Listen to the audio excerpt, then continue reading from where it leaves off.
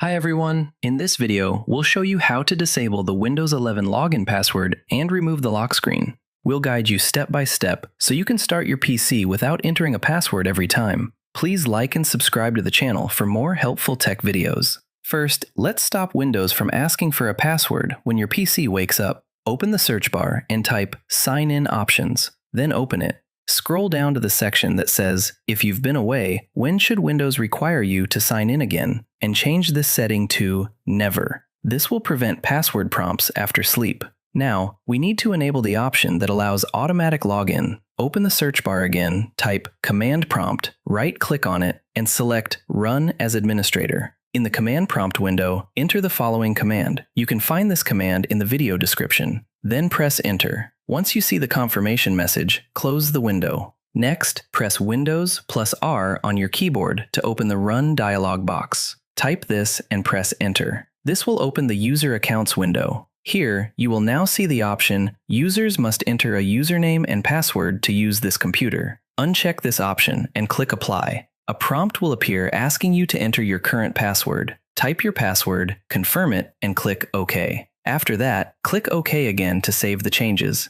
Now, restart your computer. When your system turns back on, it should log in automatically without asking for a password. If you also want to remove the lock screen completely, open the search bar and type gpedit.msc